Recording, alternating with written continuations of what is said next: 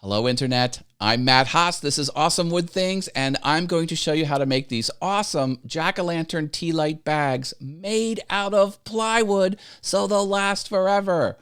You'll get the material list, build instructions, and downloadable files. Everything you need, it's all there for you and for free. Here we go. The process starts with the Atomstack P7 portable laser engraver. Now, this laser engraver can't cut the outline, but it can do the faces. I did 8 total faces. There's this little line here. You'll see more about that in the next step. All of the files are provided for free. Go to awesomewoodthings.com/bag. The line indicates perfectly vertical, so I extend that, and you can see it is a little slanted. So I want to compensate for this.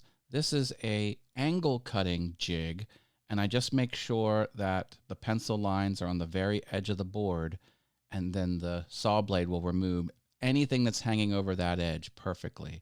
Now I want to get a parallel edge exactly 7 inches, and I use the table saw with a rip operation.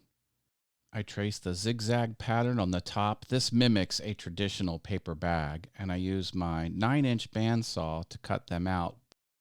That is looking good. And then I just bring it to size. This needs to be 11 inches tall. So I just cut off the excess. And then I cut some 7-inch wide boards for the back. Here I'm preparing the base. This is just cheap pine board, and put a little triangle there. This is to let water seep out. This is the bottom of the bag in case there's rainwater.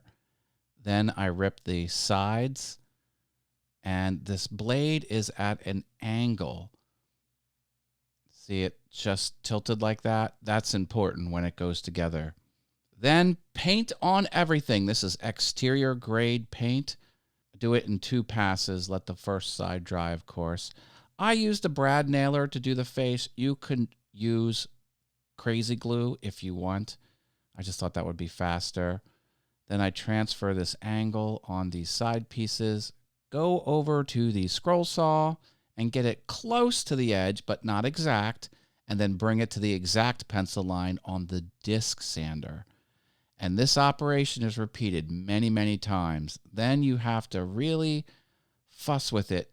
See, it's not perfect in some cases because, wood is not an exact material. It bends and warps. Sometimes you have to take a little sliver off. Sometimes you have to take the sliver off twice. Making this side piece angled was a huge burden. Like and subscribe and ring the bell for more awesomeness. I'm always making fun stuff. Here I'm bringing it to the correct height. Same technique. That's important. And then everything goes on with 2P10 crazy glue with a little bit of activator. There's a lot of futzing around with this. This took a long time. I wish I would have just had flat sides. It would have looked just as endearing. I had to put drywall spackle on this to cover some subtle misalignments, and then repainted everything. Trust me, don't do the bent sides like I did. Use the flat sides. It'll look just as good and be so much easier. Here is a final look. I think they came out fantastic. Again, these will last forever. Complete step-by-step instructions are on Instructables. Download all of the cut files for free. Use traditional machines or CNC machines to do this. It's all there for you. Thanks, Internet.